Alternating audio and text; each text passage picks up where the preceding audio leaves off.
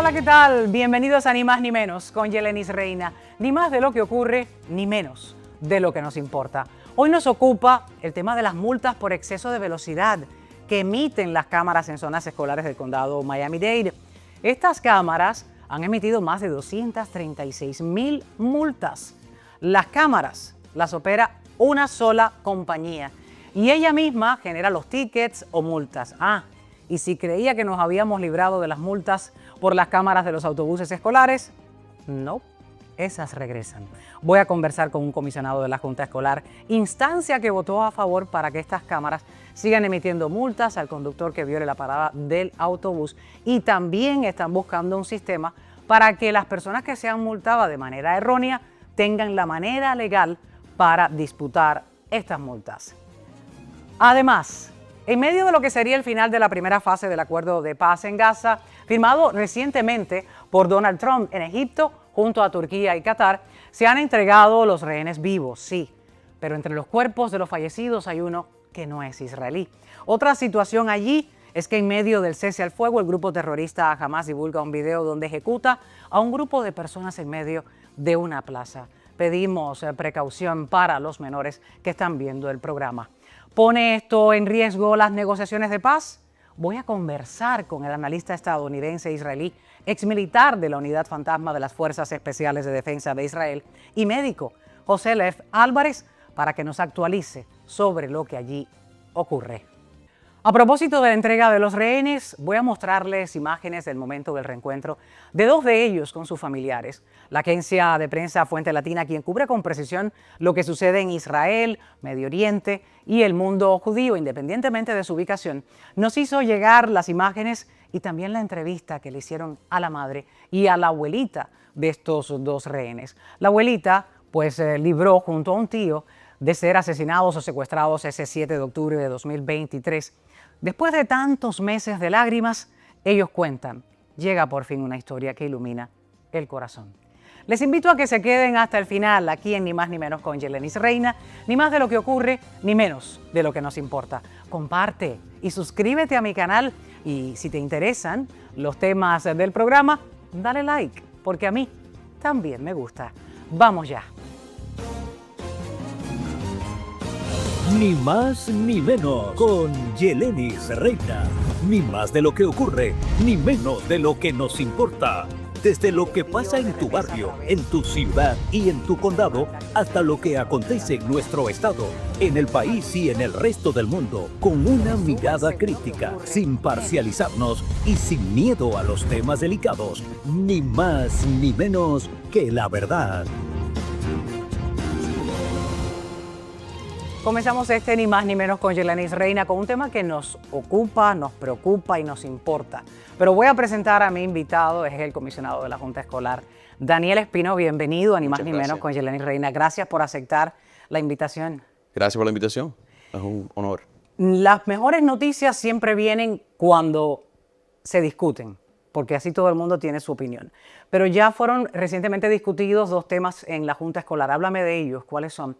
Hoy hay una votación sobre el tema de las cámaras de los autobuses escolares y hay otra votación reciente de tu presupuesto. Háblame un poquito sobre eso. Bueno, este mes aprobamos un presupuesto de investigar una manera de resolver los asuntos, los problemas técnicos que tuvo el programa de infracción de violaciones de los autobuses. Si las personas que están, sus televidentes se acuerdan, ese programa fue pausado correctamente por el sheriff porque no había una manera de apelar las violaciones, no había debido proceso. Entonces el Estado cambió la ley y nos dio la oportunidad de hacer un cambio y yo propuse una solución. Esa solución es para aquellas personas, vamos a poner en contexto un poco esta historia. Muchos nos alegramos cuando suspendieron esas cámaras en los laterales de los autobuses amarillos. Son muy importantes, ¿por qué? Porque aseguran el paso peatonal de estos estudiantes que salen o entran al autobús.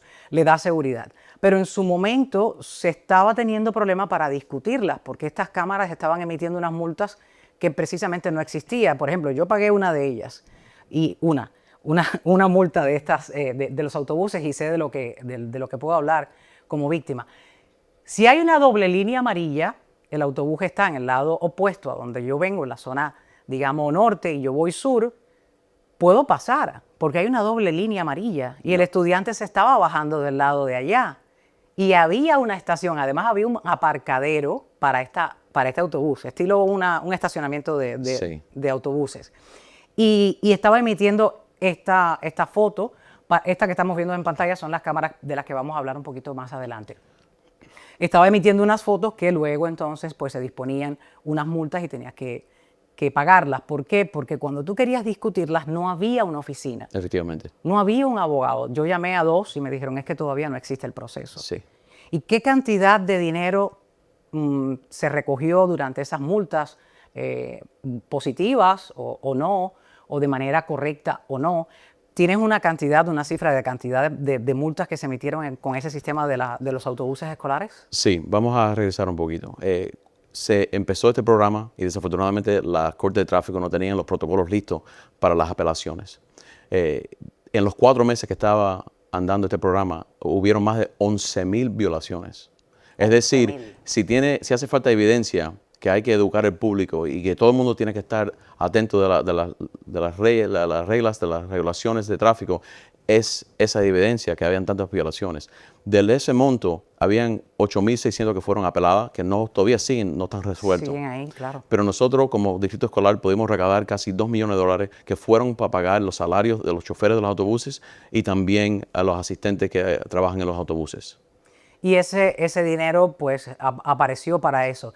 Pero ahora se acaba de votar a favor de buscar una solución para que estas cámaras en los autobuses regresen. Sí, este año el Congreso del Estado de Florida aprobó una medida que autorizó a los distritos escolares de buscar otra medida, otra solución para lidiar con las apelaciones. Podemos establecer un programa de magistrado en el distrito o, como yo avancé, tener un acuerdo con el Departamento de Audiencias Administrativas, que es una agencia del Estado de Florida que se dedica específicamente a audiencias administrativas, en cual estas apelaciones pueden existir, pueden ocurrir virtualmente y darle a todas las personas que sacan una multa, apelarlo igual que cualquier ticket de tráfico. Sí, vienen con unos videos que es difícil de probar que no fuiste tú. Porque Sí. ahí está la chapa del auto nítida, pareciese una foto a HD, no.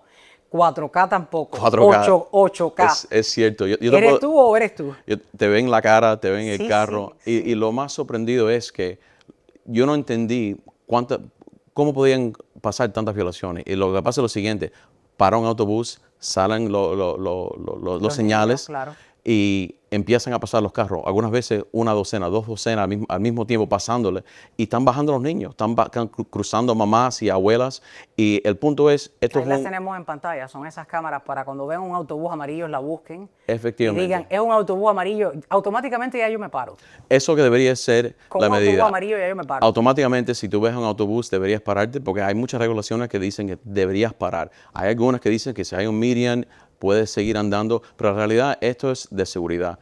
El problema que causó el sheriff correctamente de pausarlo es un problema técnico que lo estamos arreglando ahora, y la idea es buscar una solución, implementar la solución en los casos que están pendientes y después buscar la manera de continuar este programa. Yo sé que a nadie le gustan las multas, no le gustan los tickets, pero todo el mundo tiene la responsabilidad de asegurar la seguridad de nuestros niños. Tienen que tener cuidado definitivamente. La sheriff también dijo en su momento que no pagaran las multas a aquellas personas desde ese día que ella dio el anuncio de paralizar este tipo de cámaras de los autobuses escolares. Habría que ver entonces si regresan estas cámaras, van a tener que entonces pagar las multas. Bueno, parte de la medida es investigar esta solución, acordar de nuevo con el sheriff, con el secretario de las cortes, con nuestro proveedor, que es Bus Patrol, y después darle una oportunidad de apelar esas violaciones. Si son enforzadas, por supuesto van a tener que pagar, pero si no, entonces no van a tener que pagar. Yo veo muy bien lo del autobús amarillo, que tengan esas cámaras, y le hace un hincapié en que si ves un autobús ya, eso es obligatorio, ahí dentro hay niños, hay que tener cuidado. Igual que el conductor, cuando ve una pelota, está en el libro de enseñanza de conducir, cuando ves una pelota en el medio de la calle y detrás hay un niño, tienes que parar igual. Hay que parar. Y yo creo que la concientización es válida y la medida también. Ahora, vamos a hablar de algo que no te concierne mucho ni directamente, pero sí es la cantidad de multas que se han emitido por otra situación también cercano a las escuelas de los menores. Hay señalizaciones y mi productor tiene una imagen que me va a ayudar para poderla leer, de que a qué horario empiezan entonces a funcionar estas cámaras o desde qué horario, no a funcionar las cámaras, esa no es la indicación. Ahí lo tenemos en pantalla. ¿Desde qué horario ya no se puede ir a más de 15 millas por hora? Ahí está. Lo tengo un poco borroso, pero en mi mente está muy claro. Si desde las 7:15 de la mañana hasta las 8:15 de la mañana no se puede ir a más de 15 millas por hora. Y luego, desde la 1:45 hasta las 3:30 de la tarde, no se puede ir a más de 15 millas por hora, con excepción de los miércoles porque cambia el horario escolar. ¿Cómo es entonces que una sola compañía, se llama, ahí le voy a decir luego el nombre, ha recogido alrededor de más de 236.573 multas por exceso de velocidad en zonas escolares? Está bien que le pongan una multa a quien vaya por encima de 15 millas por hora, pero lo que muchos están discutiendo es que este tipo de cámara, este tipo de compañía, una sola compañía que está trabajando con el condado Miami-Dade, con un contrato de 6 años, emite las multas 30 minutos antes y 30 minutos después de este horario. Tenemos que invertir dinero entonces en cambiar estas señalizaciones. Bueno, primeramente te digo que esto es una función del condado o la ciudad que decide implementar este programa. Los gobiernos, me decías. Sí, estos gobiernos. No es un programa de la Junta Escolar o el Distrito Escolar. Mira, tenemos muchas dificultades alrededor del tráfico en nuestras escuelas. A mis padres me dicen constantemente, ¿por qué el policía de la escuela no puede ayudar con el tráfico? Bueno, porque el propósito de ese policía es de asegurar la seguridad de los niños en la escuela. Si lo llevas al tráfico a cualquier esquina, ya lo sacaste de la escuela. Y nosotros tenemos el departamento de policía más grande en los Estados Unidos escolar, pero no tenemos la suficiente capacidad de tener multiplique de esos oficiales en cada de las escuelas.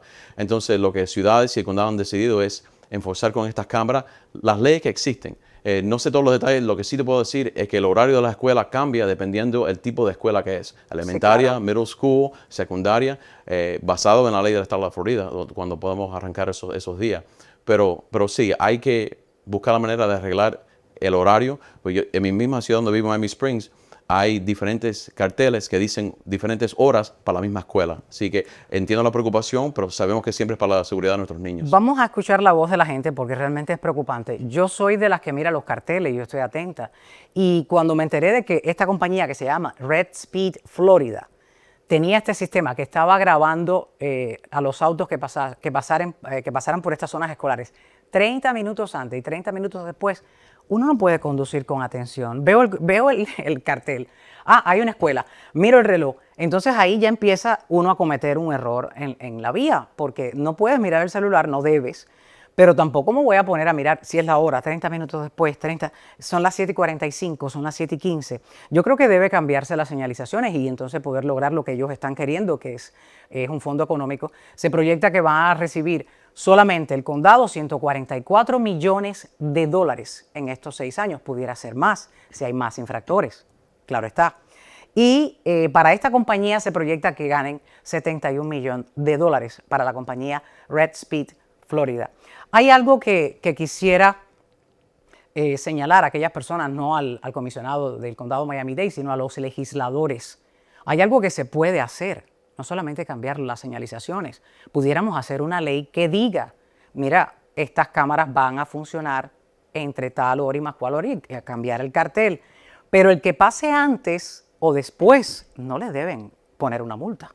Sí, es cierto, pero también lo que creo que igual que el programa de detección de autobuses, el periodo de educación, porque yo he visto muchos de los programas empezar bien rápido y no había ese proceso de educar al público, que las cámaras están prendidas, que van el horario de esas cámaras, y también es costumbre. Si tú te llevas una manera de llegar a la casa o al trabajo que va por una zona escolar, tienes que conocer ese horario. No, según tus ingresos, la costumbre se hace al momento que tienes que pagar la primera, la segunda y la tercera multa. Eso sí es verdad. Ese día ya aprendes o no te interesa en lo absoluto y te puedes buscar un grave problema porque ahí está la seguridad de los niños. Vamos a escuchar la opinión de la gente. Adelante con mi reportero. Muy buenos días. ¿Sabía usted que existen cámaras de protección de tránsito para los escolares aquí en la 80 Core y la 49 Avenida? No lo sabía. Y me estaba comentando usted, antes de preguntarle, de que le pusieron una multa. 100 pesos. $100. Bueno, muchas personas pues se quejan a veces de que en esta zona que es bastante confluida de autos, porque las personas se bajan del Palmetto, vienen por la 103, por la 49 y no existe un semáforo que advierta, pero sí están las cámaras. ¿Qué le parece esto? Eso que tiene que haber un aviso, eso es una desconsideración para la gente. Porque si no hay ningún aviso y nada, y yo iba suave al 29, dice un letrero que yo no lo vi por ningún lado, que es a 15, el límite.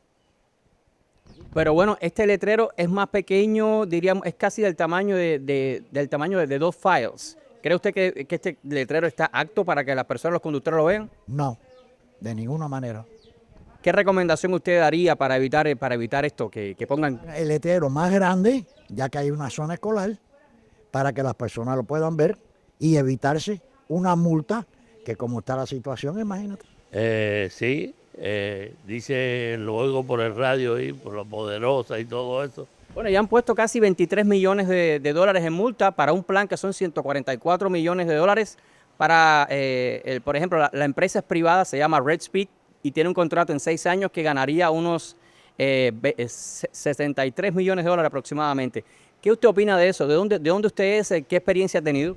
No, yo vine hace un año de California y allá hicieron igual, pero lo llevaron a la corte y todas esas cámaras para grabar a las personas que van manejando es ilegal.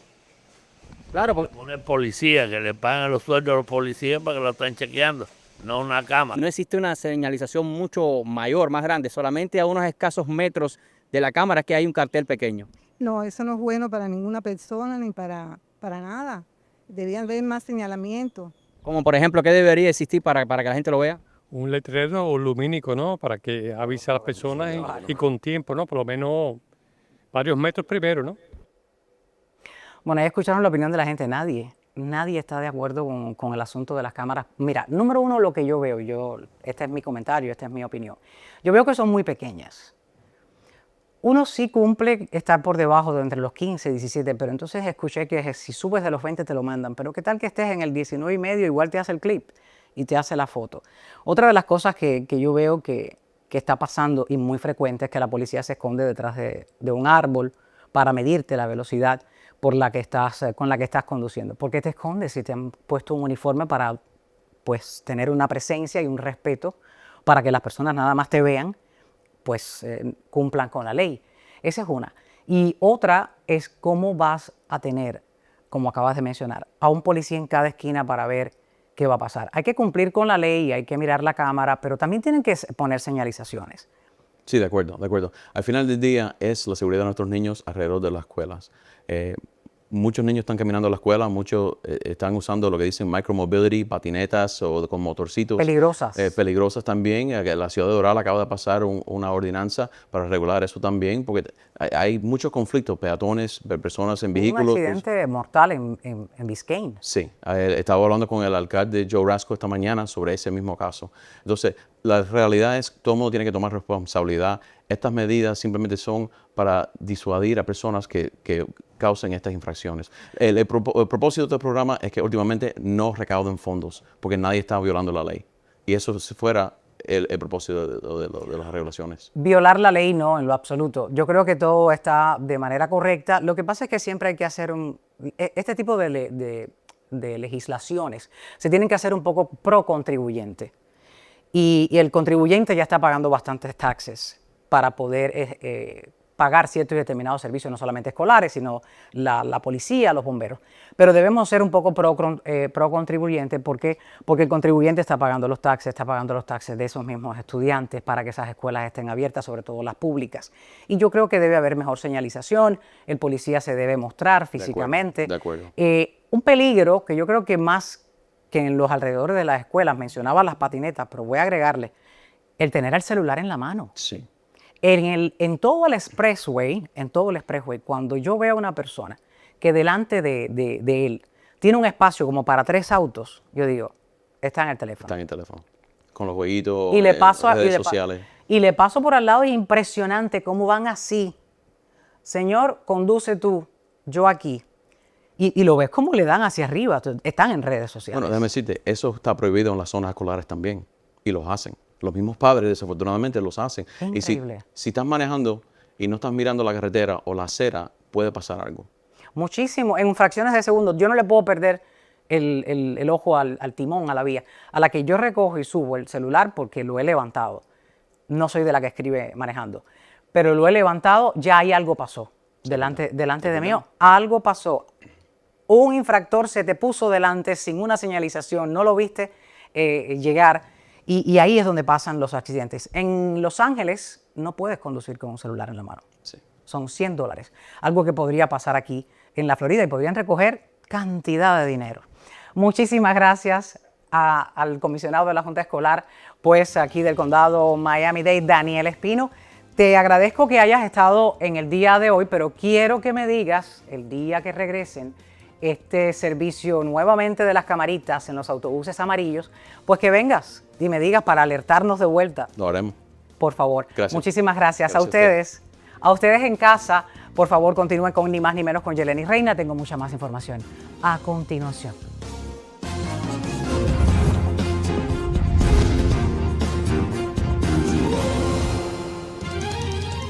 Aquí en Ni Más Ni Menos con Yelenis Reina seguimos el tema del acuerdo de paz en Gaza firmado por Donald Trump recientemente junto al gobierno de Qatar, también durante ese encuentro en Egipto.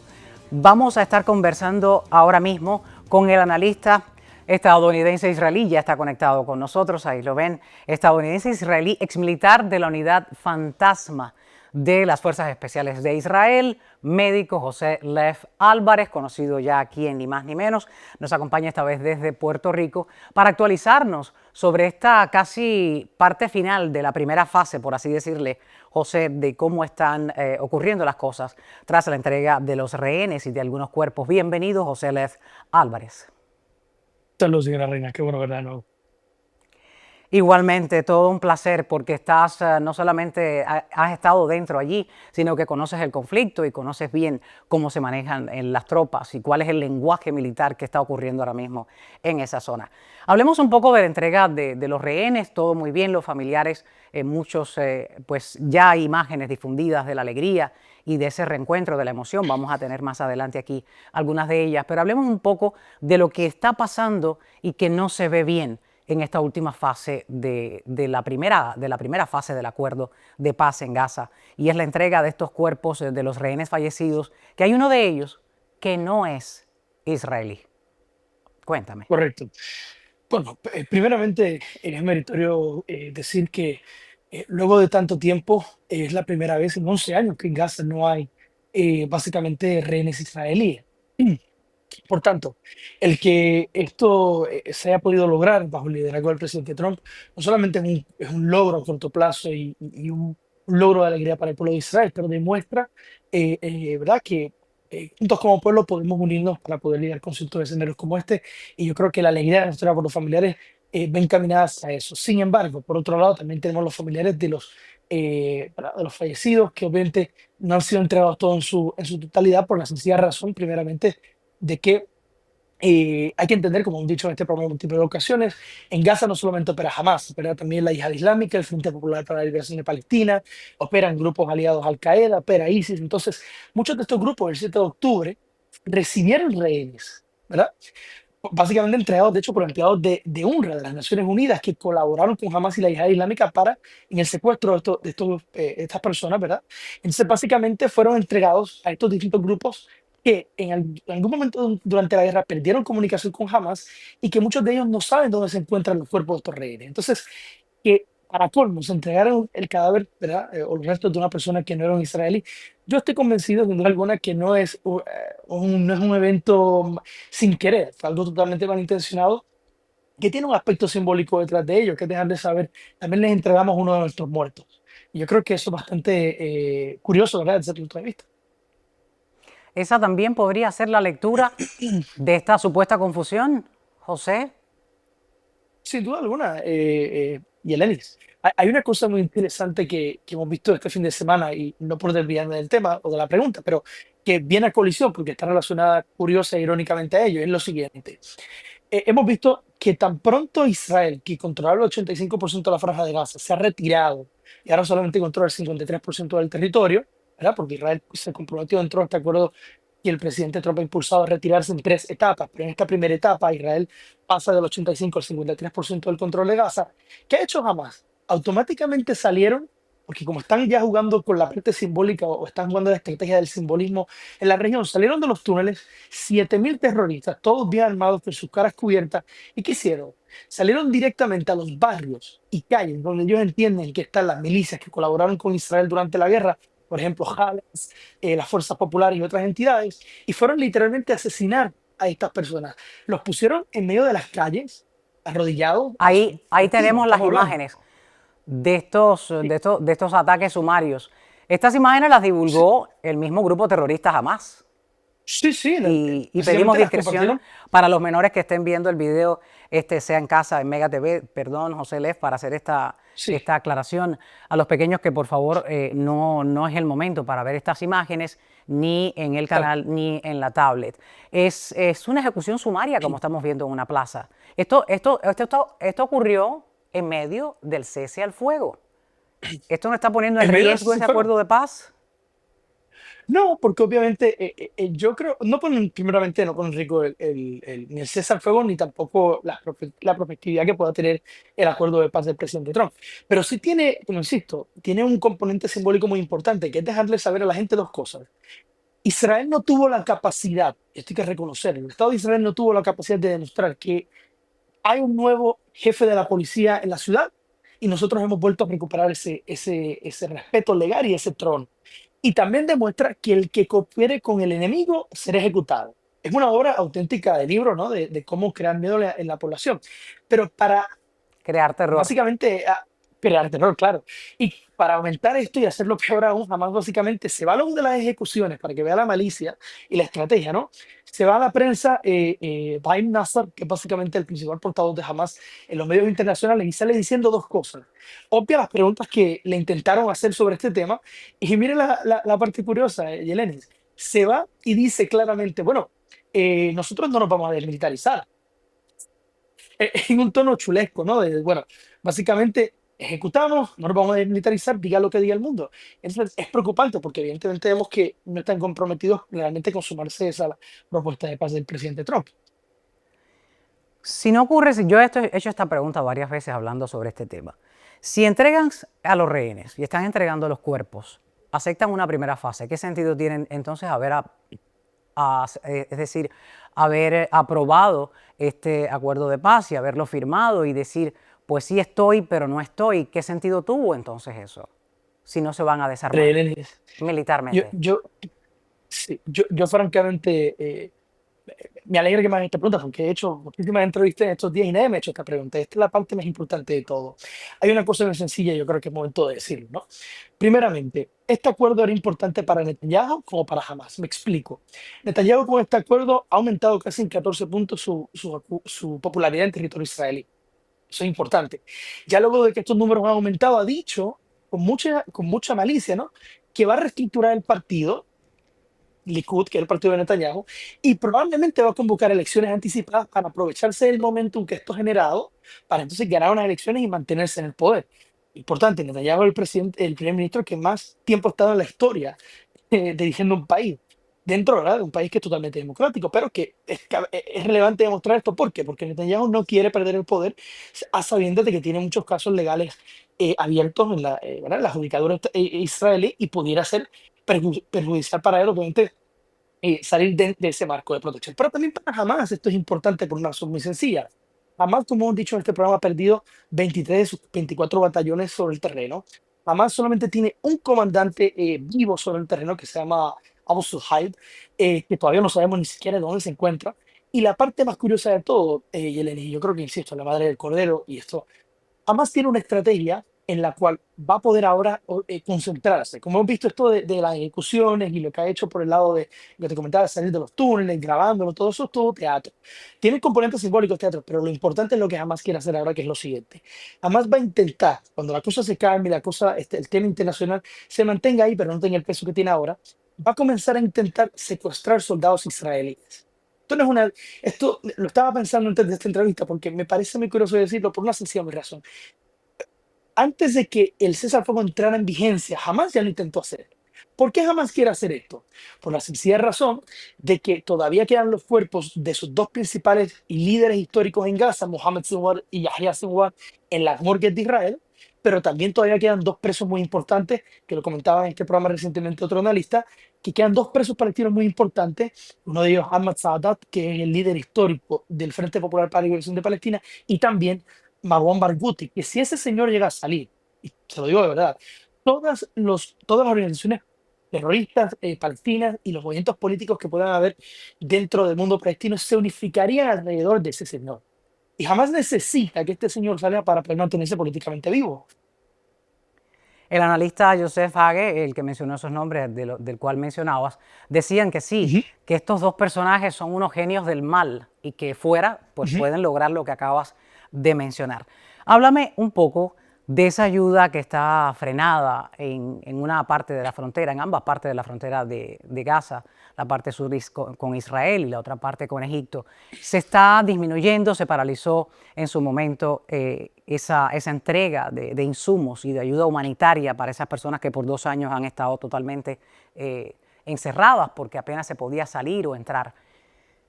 Sí. ¿Crees que se va a poder lograr la entrada completa? ¿Crees que Israel va a abrir esa frontera para que entre esa ayuda? ¿Cómo va a ocurrir? Porque acabas de mencionar que el próximo paso es de que el grupo terrorista Hamas secuestre soldados israelíes. Si Israel abre esa frontera, entonces está corriendo un doble riesgo de que le secuestren a los soldados, como me habías dicho recientemente. Sí, bueno, pues está dando directamente sí.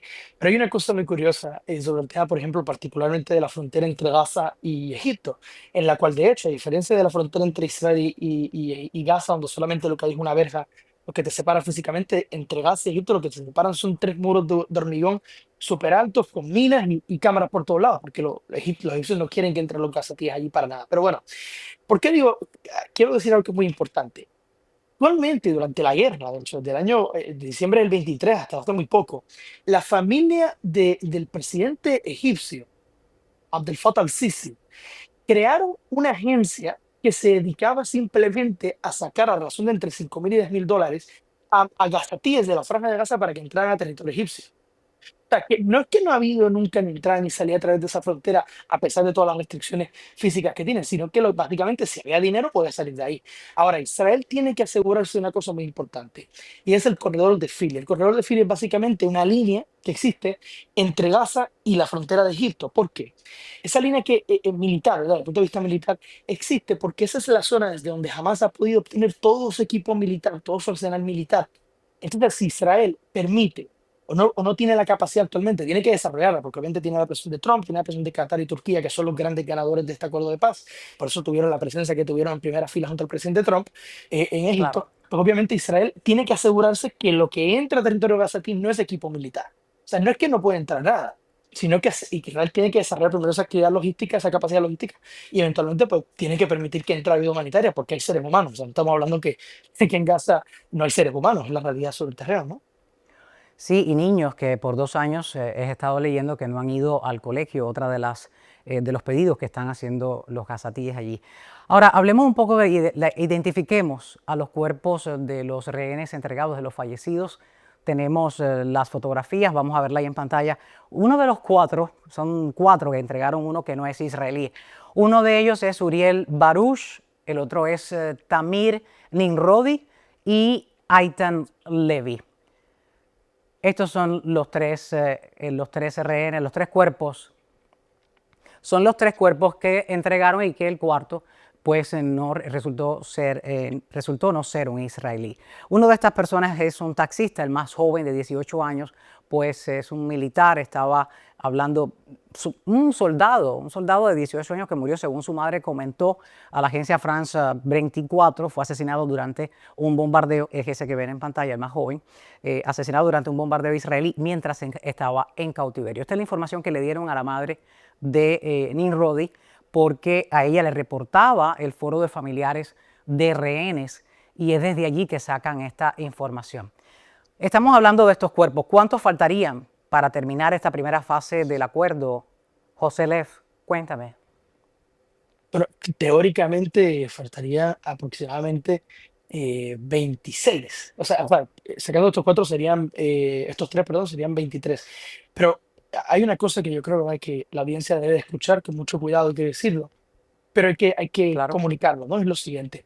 La gran mayoría se entiende, y de hecho jamás ha ejecutado, pero los que no sepan, ha ejecutado a varios de sus miembros dentro de la organización terrorista por haber abusado sexualmente de estas personas que se cree que son los que murieron, ¿vale? Suena Qué como un horror. poco fuerte, suena un poco duro decirlo, pero básicamente se cree que los rehenes que fueron abusados sexualmente por miembros de Hamas son estos que han muerto. Entonces, yo creo que esto crea un poco de agonía más en los familiares, ¿no? Habría que esperar también a ver qué dice la autopsia, porque, por ejemplo, lo de los bombardeos es muy posible. Sabemos que durante la última etapa, antes de que acabara esta guerra en Gaza, o culminara, o no sé si fue, no sé qué le quieran llamar, se sabe que jamás movió a zonas donde había actividad militar activa, a zonas donde Israel podía bombardear sin ningún problema en infraestructura para poner en riesgo a estos rehenes. Así que es muy probable que Nebodi haya muerto por lo que tú comentas, que fue probablemente un bombardeo israelí. Si este fue el caso, obviamente es una historia trágica, ¿no? O sea, Es lo que le ha contado la madre a France 24, la agencia de prensa France 24, que es información que ella recibe de parte de este foro de familiares de los rehenes, donde empezaban ellos a recabar información y a obtener un poco de detalles de lo que cada cual de esas personas estaba pasando. Por ejemplo, mencionas algo importante de lo que pudo haberle pasado a, a este grupo de personas que fueron asesinados. Otra de las cosas que ya se está diciendo y se informe dentro de la prensa israelí es que muchos de estos cuerpos que han podido capturar y tener en sus manos los familiares, pues tienen muestras de torturas, tienen muestras de quemaduras. Estos son los cuerpos que más completos puedan llegar, que es lo que acabas de mencionar. Aquellos que fueron implosionados, pues va a ser muy difícil tener en cuenta qué fue lo que pasó y qué fue de la manera que murieron, pues la autopsia va a ser un poco más complicada de finalizar. Ahora, quisiera que me hables un poco de lo que sigue, si finalmente entregaran estos 23 rehenes fallecidos que faltan. bueno, la primera etapa era básicamente entregar los rehenes. Hamas básicamente recuperaba a 2.000 terroristas, 250 de ellos con más de 10 cadenas perpetuas. O sea que no estamos hablando que lo que se liberó, se entregó a Gaza fue cualquier cosa, como comenté también previamente, Bagram Maguti, Ahmed Saadat y los cuerpos de Yahya Sinwar y Mohamed Sinwar no han sido entregados, que eso era una de las principales demandas de Hamas. Ahora, teóricamente, lo que se supone que comienza a acontecer, y yo creo que aquí sería el momento en el que Hamas comenzaría a aplicar esta estrategia de secuestrar soldados israelíes para liberar a quienes realmente quieren, como acabo de mencionar. Lo que debe de pasar es que se expandan los acuerdos de Abraham, que eso sería la bandera del Cordero. Hemos visto que Indonesia, durante esa famosa sesión general de las Naciones Unidas, en la que se reconoció por parte de muchos países occidentales al hipotético Estado palestino, Indonesia ya dijo que ellos creen también en el derecho a la seguridad de Israel. Indonesia incluso durante esta conferencia de paz teóricamente iba a visitar el presidente de Indonesia el territorio israelí hasta que esa información fue filtrada a la prensa de Indonesia y tuvo que cancelar la visita.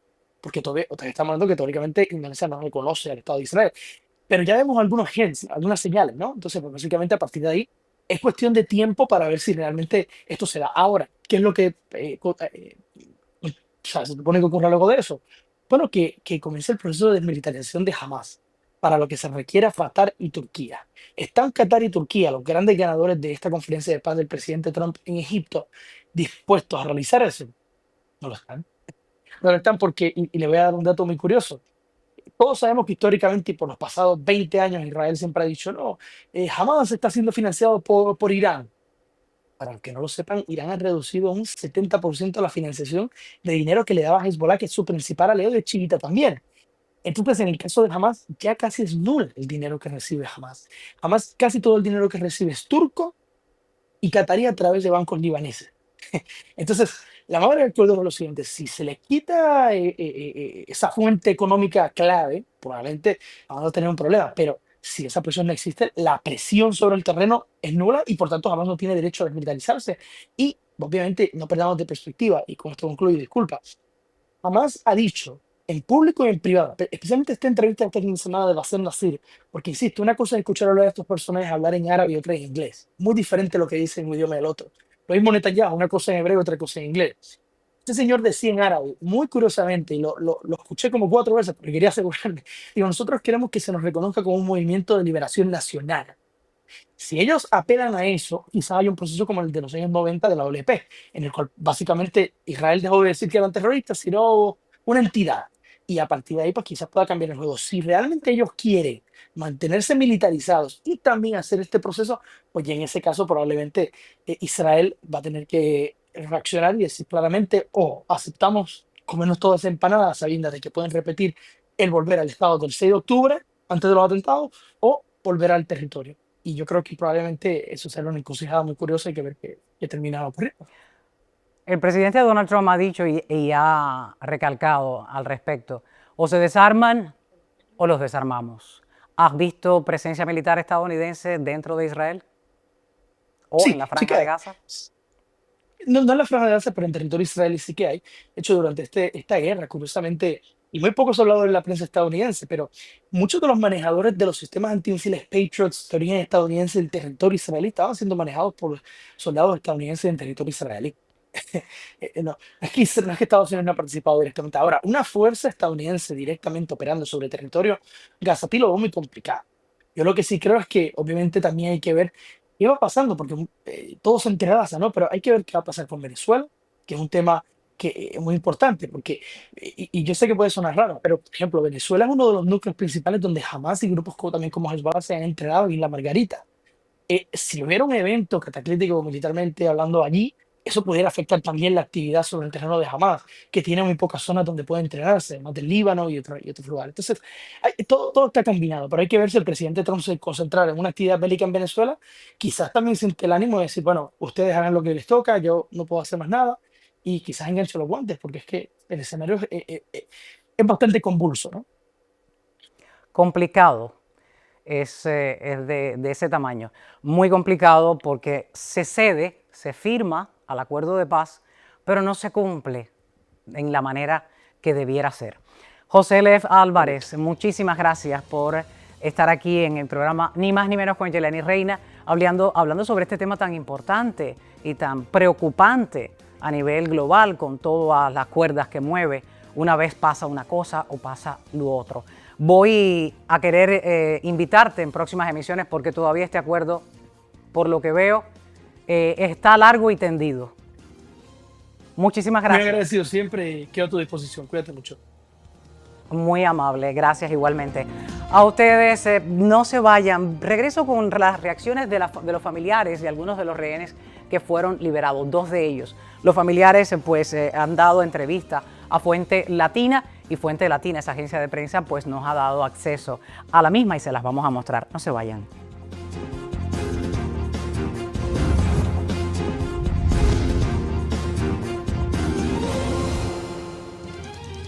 A continuación tengo el testimonio de los familiares de 2 de los rehenes liberados. Estamos hablando de Ariel y David Cunio. Tenemos imágenes del momento en el que ellos 2, el FBI pues los entrega a sus familiares. Estas son imágenes cortesía del FBI y de Fuente Latina, quien nos ha hecho llegar estas imágenes del regreso de Ariel y David Cunio a casa. En entrevistas con la abuela, el tío, la madre, pues expresan lo que es sentir esa liberación de sus familiares en este proceso de la primera fase del acuerdo de paz en Gaza, firmado por Donald Trump. Y la agencia de prensa Fuente Latina, quien cubre con precisión lo que sucede en Israel, ahí tienen las imágenes, pues tienen origen en la agencia de prensa Fuente Latina, quien cubre con precisión, como les decía, lo que sucede en Israel, Medio Oriente y el mundo judío. Independientemente de su ubicación, nos hizo llegar a Ni Más Ni Menos con Yeleni Reina algunas de estas imágenes del momento del reencuentro tan emocionante de esos 2 rehenes del grupo terrorista Hamas, que por 2 años aguardaban con tristeza el reencuentro con los suyos. Esto sin saber si iban a sobrevivir o no. Se ve y se dice fácil, pasaron 2 años, pero ese abrazo explica lo que pasaron estos 2 jóvenes y el resto de los rehenes, que la mayoría civiles y víctimas que fallecieron en este atentado tan atroz el 7 de octubre del año 2023. Tuvieron que pasar esos 2 años y ocurrió ese reencuentro el lunes 13 de octubre y tenemos mucha más información, las declaraciones que le dieron a Fuente Latina, sobre todo la abuelita de 93 años de Ariel y David, ahí lo ven con su familia, y la madre de Ariel y David Cunio. Vamos a ver estas entrevistas que le realizó Fuente Latina. ¿Qué quiere que te diga? Es una cosa. Los viste salir. Sí, cuando lo vi llorando a David, porque te voy a decir una cosa. Tengo 4 varones de Luis, uno más bueno que otro. Me cuidaban como si fuese... Cuando quería salir a hacer compras, al colmo, abuela, ya te traigo yo, quédate tranquila, no vayas. Así todo, no podía decir nada. Nietos que se ocupaban de mí. Venía uno, me arreglaba la luz, el otro, todo. La canoí, miraban si la rueda le falta aire, con eso te digo todo. ¿Qué más crees que extrañaron en estos 2 años? Sí, lo sé. No, ¿qué más? Las albondiguitas. Las albondiguitas, porque todos cocinan, pero las albondiguitas de la abuela quiero. Silvia, estamos muy felices. Cuéntanos cuáles son las emociones tuyas después de recibir a los hijos tuyos. Wow, es muy emocionante, muy... todo junto, todo no se puede, me sale por los poros la felicidad. Bueno, ahí ven a la abuelita y a la madre, también hay declaraciones de un tío de Ariel y David. Y una de las historias que hacía el tío de Ariel y David en esta entrevista a Fuente Latina es que el día antes del secuestro, el día 7 de octubre, precisamente era su cumpleaños, pues estaban celebrando el día antes, el 6, 20 de ellos juntos en una mesa, el cumpleaños de uno de los rehenes casualmente y del tío que cumplían el 7 de octubre. Y se salva de ser secuestrado. ¿Por qué? Porque decidió ir a un restaurante y no precisamente quedarse donde fueron secuestrados estos 2 de sus sobrinos. Es una historia que preocupa, pero también se salva de ser secuestrada dentro de su casa la abuelita Esther Cunio. Yo creo que muchas personas recuerdan, se hizo viral en aquel momento, vamos a tener las imágenes, de cuando ella narra cómo es que se salva cuando llegan estos terroristas del grupo terrorista Hamas, empujan la puerta de su casa en busca, ahí tienen las imágenes de aquel momento, en busca de personas, ¿dónde están tus hijos? ¿Dónde están tus nietos? Y estaban dentro quizás algunos de ellos, pero ella les dice que no había nadie. Vamos a escuchar la historia que ella hace de cómo se salva de ser secuestrada. Ella pudo haber sido una de estas personas que pudo haber estado 2 años ahí secuestrada en Gaza. El brazo, acá, me dio el revólver a mí, la escopeta, me puso la mano así y nos sacaron la foto. Y ahora espero que si él sabe que yo lo mencioné y por él me salvé, ahora le pediría por mis nietos, por mis 2 nietos, que es el brazo, acá. Me dio el revólver. Ahí tienen las imágenes de lo que ocurrió en aquel momento y cómo ella se salva de ser secuestrada. ¿Y por qué se salva? Porque este terrorista es un fanático del fútbol. Afortunadamente esto le salvó la vida y un fanático de Lionel Messi, la estrella del fútbol argentino. A Esther y a toda la familia, pues la mejor de las suertes, la mejor de las oportunidades para disfrutar hasta el último minuto de esa familia que se han reencontrado y ahora pues van a recuperar todo ese tiempo perdido, un rostro positivo de este lado trágico de la guerra, porque hay muchos otros que no se van a poder reencontrar y si se reencuentran, pues los cadáveres pues, es solo para darles un último adiós. A ustedes continúo con un poquito más y es con sus mensajes para despedir Ni Más Ni Menos con Yelenis Reina.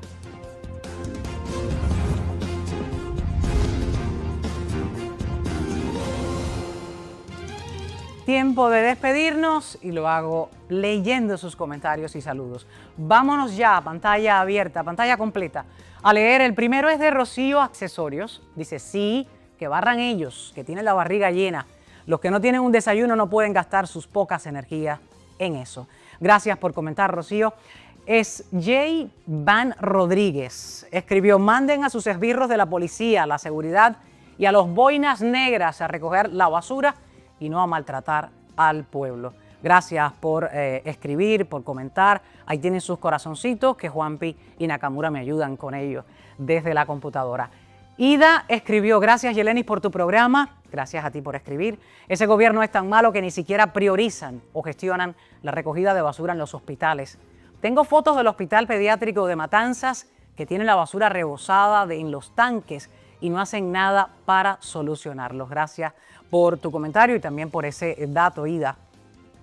Guajira Guantanamera, tiene un nombre de usuario bastante musical, escribió, es una vergüenza vivir en un basurero. Tejeda Isael, lo que pasa es que ellos no quieren propiedades privadas, todos del gobierno, entonces que tengan entonces valor para recoger la basura y mantener limpia la ciudad. Ellos quieren que la población lo haga de gratis. Voy a leer el último por hoy, va a ser el de Omar 4468, escribió, Cuba lo que necesita es una sola cosa, el pueblo en la calle sin retorno, sacando ya a la dictadura. A todos ustedes, mil gracias por comentar en el programa, por verlo, por compartirlo. Este es un programa donde en ese programa conversé con el analista y abogado Sergio Comas y pueden verlo y ¿por qué no? Darle a sus amistades el link para que sepan de qué se trata y entiendan por qué ustedes comentaron de esa manera. A todos una vez más, mil gracias por ver Ni Más Ni Menos con Yelenis Reina. Ni más de lo que ocurre, ni menos de lo que nos importa. Les espero como siempre en un próximo espacio. Hasta la próxima.